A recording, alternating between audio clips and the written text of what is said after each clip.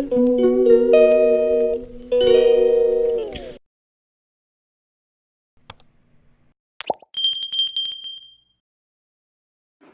সকাল বন্ধুরা, আশা করি সবাই ভালো আছেন। আমিও ভালো আছি। সুন্দর একটা মিষ্টি সকাল দিয়ে আজকের ব্লগটা শুরু করছি। তো দেখছেন তো কীরকম ভেজা ভেজা ওয়েদার, মানে বৃষ্টি হয়েছে। তো সকাল থেকে সীমা কাচাকাচি করে দিয়ে গেছিলো, রোদে দিয়েছিলাম, কিন্তু আবার বৃষ্টি এলো। যেই বৃষ্টি এলো সমস্ত জামাকাপড় তুলে নিয়েছি, আর বাড়িতে আগে যে জমা ছিল জামাকাপড় সমস্ত শুকায়নি, সেগুলোও দিয়েছিলাম। দেখুন আবার যেই জামাকাপড়গুলো তুলে নিয়েছি সেই আবার রোদ্দুর বেরালো। এখন আবার মিলে দিই, কী করবো বলুন? রোদ্দুরটা লাগলে যদি কিছুটা শুকে, দেখুন কীরকম জমা হয়ে আছে। সমস্ত তুলে এনে রেখেছি, দেখেছেন নিচ থেকে চারদিকে শুধু জমানো আছে জামা কাপড়। তো যাই মিলে দিই জামা কাপড় সমস্ত।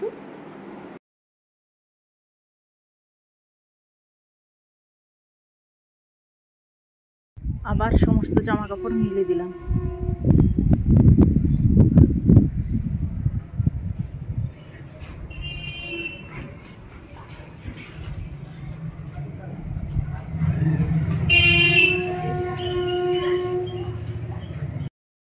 গতকাল তো আমরা কলকাতা গেছিলাম, আর একজন দাদা, আগে আপনাদের ভিডিওতে দেখিয়েছি, একজন দাদা আমাদের মাছ গিফট করেছিলেন না, শোল মাছ।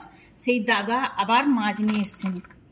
এই যে দেখুন, এই পিপিতে মাছ আছে। তো আমরা গতকাল ছিলাম না জায়ের কাছে, তো আমার দেওয়ারের কাছে মাছগুলো দিয়ে গেছিলো। তো দেওয়ার এনে জায়েরকে দিয়েছিল, ফ্রিজে রেখেছিল।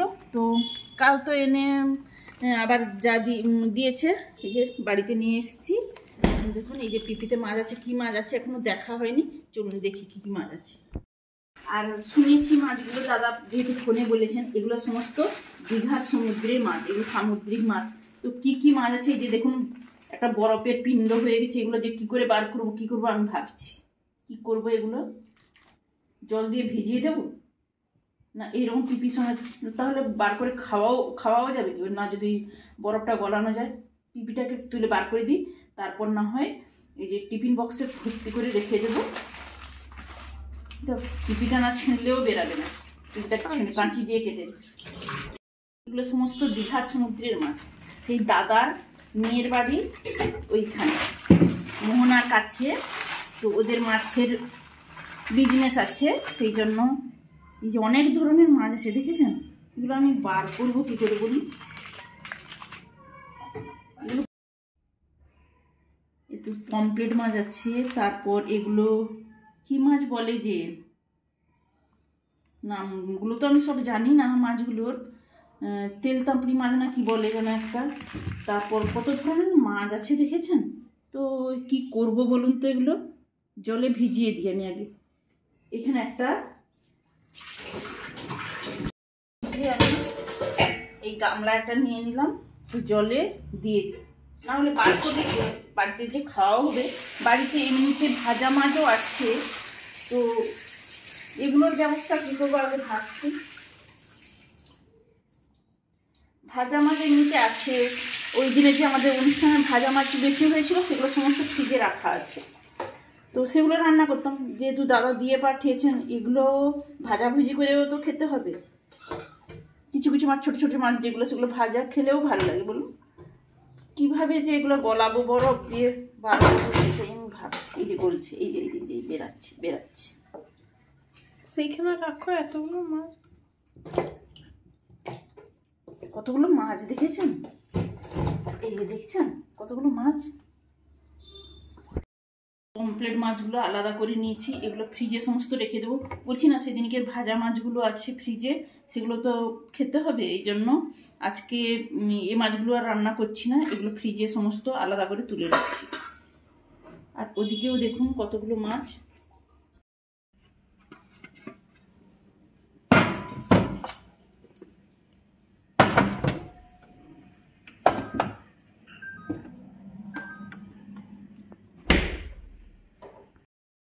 তো এগুলোকে কি বলে যে নোনা মাঝি, তেল তাঁপড়ি মাছ না কি মাছ বলে, এগুলোকে ভেজে আমরা খাই। এগুলো মাছের একটু ঝাল করব।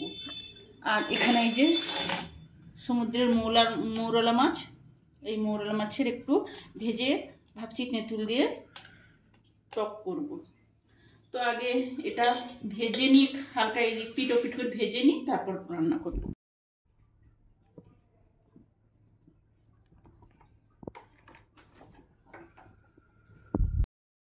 মাছগুলো একটু লবণ হলুদ মাখিয়ে নেব, লবণ তো কম লাগে সামুদ্রিক মাছ যেহেতু।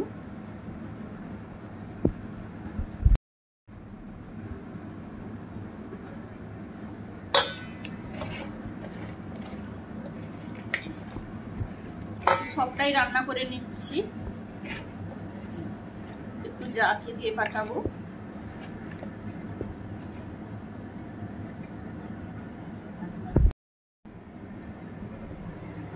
তেলটা গরম হয়ে গেছে, এবার একটা একটা করে মাছ দিয়ে দিচ্ছি।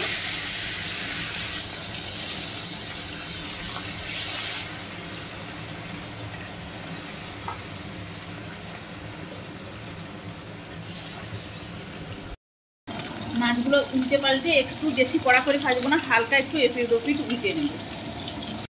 তারপরে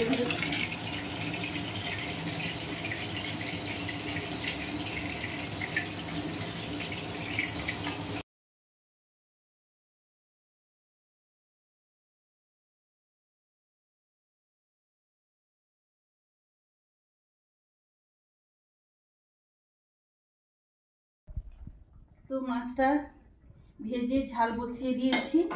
আর এই যে মাছগুলো একটু ভেঙে ভেঙে গেছে, কিন্তু কোনো খারাপ হয়নি, একটু ভেঙে ভেঙে গেল, যাই হোক থাক। যদি হয় লাস্টে করবো। দেখলো আলু ভাতে দিয়ে দিয়েছি, এখানে একটা সবজি বাঁধাকপি বেগুন পেঁপে টেপে সব রকম দিয়ে দিয়েছি। তার সিটি দিয়ে নিব। মাছের ঝাল তো হয়ে গেছে, এখানে করছি কি বলুন তো, এই যে বাঁধাকপি চচ্চড়ি মাছের মাথা দিয়ে, সেই মাছের মাথা আর মাছগুলো ভাজা ছিল, আর মাছের ঝোলও একটু করেছি, মাছের ঝোল একটু করেছি। আর এখানে তো ওই নোনা মাছের ঝাল যাইদের একটু দিয়ে দিয়েছি, আর আমাদের একটু রেখেছি। আর এখানে আছে চাটনি, এটাকে গরম করব। তো এতটা তো খাওয়া যাবে না, একটু গরম করব, দিয়ে আবার রেখে দেবো ফ্রিজে। আর এই যে সমুদ্রের মৌলানা মাছের পরে ভেবেছিলাম, কিন্তু টক আর করবো না, এই ভাজাগুলো থাক, কেউ যদি ভাজা খাবে তো খাবে। গুড ইভিনিং বন্ধুরা। তো এখন বেরিয়ে পড়েছি, ঘরের সমস্ত কাজ শেষ হয়নি। এই যে পুজো আসছে, সে ওয়ার্ড্রপ থেকে জামা কাপড় সমস্ত বার করে আবার সুন্দর করে গুছানো। এবছর তো ভাদ্র মাসে রোদ্দুর নেই, ভেবেছিলাম রোদ্দুরে বার করবো, সুন্দর গুছিয়ে রাখবো, কিন্তু একদমই তো রোদ্দুর নেই। তো আজ একটু রোদ্দুর বেরিয়েছিল, কিন্তু কিছুগুলো জামা কাপড় যেগুলো টুকটা বার করেছি, রোদেও দিয়েছি। তো আরও বাকি আছে, গুছাতে হবে। এগুলো একটু একটু ঘরের কাজে, রান্না সব কিছুর মাঝখানে এগুলো আমাকে করতে হচ্ছে। আর এখন একটু বেরিয়েছি, কয়েকটা গাছ আমার এনে রাখা আছে, 1 মাসের বেশি হলো, সেগুলো বসানো হয়নি, বড় টব লাগবে। তো সেই জন্য নার্সারি একটু যাব। তো চলুন নার্সারি থেকে ঘুরে আসি, তারপরে তো আবার সংসারের কাজ আছে, চলুন যাই।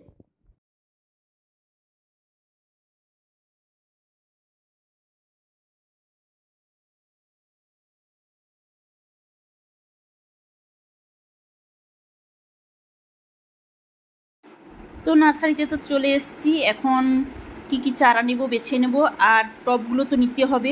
তো এখন বেলা গড়িয়ে গেছে, একদম সন্ধ্যে দেওয়ার টাইম হয়ে গেছে। তো আমরা সবসময় আসি বলে, আর কাকুদের সঙ্গে একটা ভালো রিলেশন আছে, সেই জন্য কাকু আমাদের না করলেন না। তো উনিও একটু ঘরের কাজে ব্যস্ত ছিলেন, সেই জন্য চারা বেছে নিচ্ছি, আর টবও নিয়ে নিয়েছি। এবার বাড়ি যাওয়ার পালা। টোটো একটা এই যে পেয়ে গেছি, সমস্ত চাপিয়ে নিলাম। এবার চলুন বাড়ি যাই। বাড়ি চলে এসেছি, আর ওই দাদাটা এনে সমস্ত কিছু সাইডে রেখে দিলেন। এবার চলুন সন্ধ্যেটা দিয়ে নিই। তো এসে সন্ধ্যে দিয়ে এখন চলে এসেছি, টিফিন করবো। তো ছেলে আজকে টিফিনের জন্য সিঙ্গাড়া নিয়ে এসছে, এই যে ছেলে খেয়ে নিয়েছে, আর আমি আর মেয়ে খাবো সিঙ্গাড়া। আর এটা হচ্ছে চাটনি।